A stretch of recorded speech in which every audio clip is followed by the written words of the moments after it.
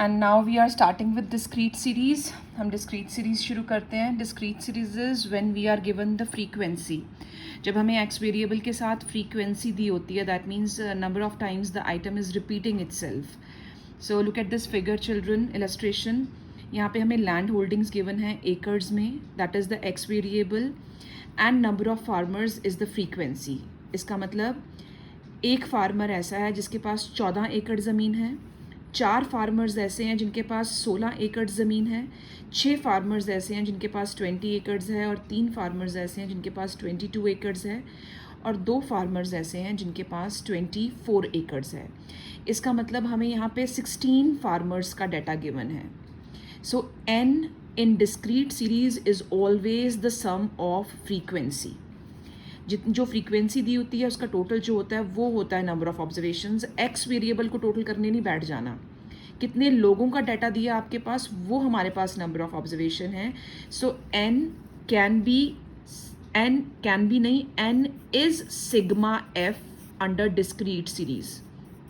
So make sure n और sigma f, यहाँ पे भी आप फॉर्मूला में n की जगह अगर सिग्मा f भी लिख सकते हो तो कोई गलत नहीं करेगा, because in discrete and continuous series the number of observations are equal to the sum of all the frequencies given to you. So as per direct method हम तीनों मेथड्स करेंगे डिस्क्रीट सीरीज में, direct, shortcut and step deviation.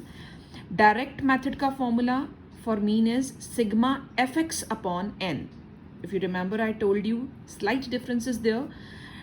Individual series में sigma x upon n था, लेकिन discrete और continuous में it is sigma fx upon n. That means x variable multiply by frequencies we will get fx. 14 multiplied by 1 gives you 14, 16 multiplied by 4 gives you 64, 20 multiplied by 6 gives you 120, and so on. So we will be adding all these figures. इन सारी figures को add करके हमारे पास sigma fx की value आ जाएगी. I will not waste time. I'll copy from the book as it is. So sigma fx will be equal to 312. Put the value in the formula. 312 divided by 16, that is number of observations. Your mean comes out to be 19.5 acres. So this is the average land holdings. All the farmers are having 19.5 acres. So this is your direct method.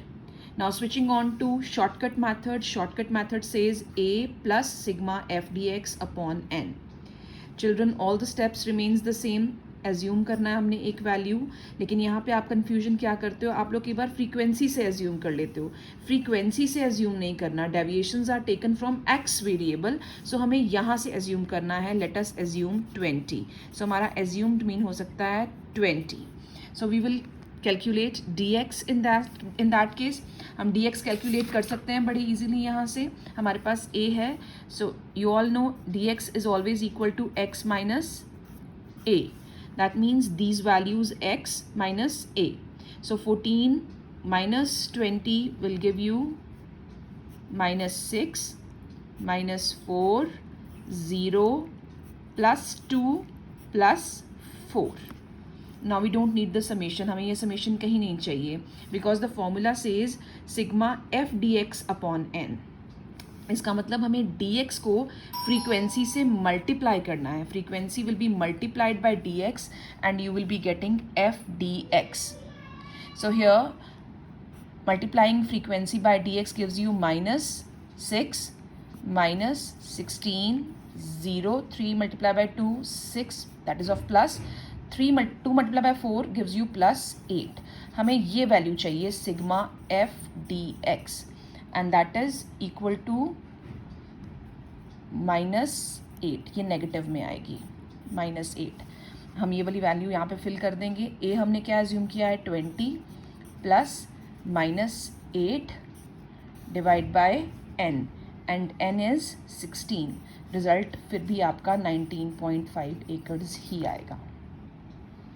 And next इसको solve करके 19.5 आएगा.